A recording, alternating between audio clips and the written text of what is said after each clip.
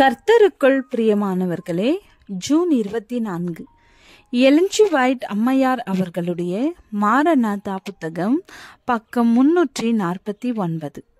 இன்றைய தியானத்திற்காக தெரிந்து கொள்ளப்பட்ட தலைப்பானது வாங்குவதும் விற்பதும் தடை செய்யப்படல். வசனம் வெளிப்படுத்துதல் 13வது அதிகாரம் 17வது வசனம். மேலும் பரிசுத்தவான்களோடு யுத்தம் பண்ணி அவர்களை ஜெயிக்கும்படிக்கு அதற்கு அதிகாரம் கொடுக்கப்பட்டதும் அல்லாமல் ஒவ்வொரு கோத்திரத்தின் மேலும் பாஷைக்காரர் மேலும் ஜாதிகள் மேலும் அதற்கு அதிகாரம் கொடுக்கப்பட்டது. நாம் எந்த விலையிலும் எதையும் விற்க முடியாத காலம் வந்து கொண்டிருக்கிறது.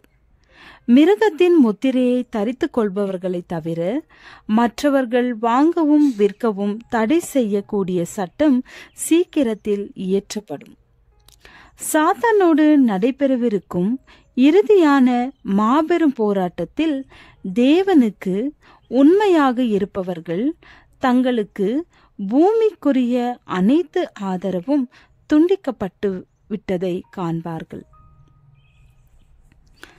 உலகின் வல்லமைகளுக்கு கீழ்ப்படிந்து அவரது பிரமாணத்தை மீறுவதற்கு மறுப்பவர்கள் வாங்கவும் விற்கவும் கூடாதபடிக்கு தடை செய்யப்படுவார்கள். மார்க்க சம்பந்தமான வல்லமைகள் தங்களது பதவியின் மூலமாக பரலோகத்தோடு இணைந்தவர்களாக ஆட்டுக்குட்டியின் குணங்கள் தங்களுக்கு இருப்பதாக கூறிக்கொண்டு தங்களது செயல்களின் மூலமாக வலு சர்ப்பத்தின் இதயத்தை உடையவர்களாக இருப்பார்கள். அவர்கள் சாத்தானால் தூண்டப்பட்டு அடக்கியாளப்படுவார்கள். தேவனுடைய மக்கள் 7ஆம் நாளை பரிசுத்தமாக ஆசரிப்பதினால் உபத்திரவத்தை அனுபவிப்பார்கள். கற்பனையை கை கொள்ளுகிறவர்கள் வாங்கவும் விற்கவும் முடியாத காலம் சீக்கிரம் வந்து கொண்டிருக்கிறது. புதைத்து வைக்கப்பட்டிருக்கும் உங்களது தாளந்துகளை தோண்டி எடுக்க விரைந்து முயற்சி செய்யுங்கள்.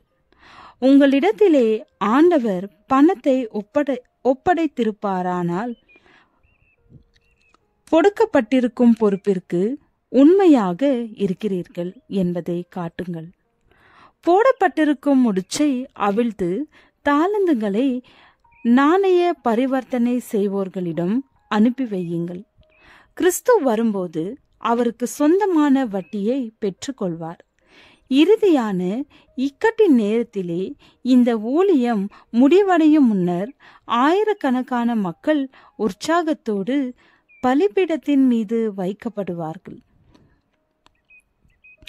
ஆத்மாக்களை ஆதாயம் பண்ணும் வேளையிலே ஒரு பங்கை பெற்றுக்கொள்வதற்கும் தேவனுடைய மகாநாளில் நிற்பதற்கும் ஆண்களும் பெண்களும் அதை தங்களது பாக்கியமான சிறப்புரிமையாக எண்ணுவார்கள்.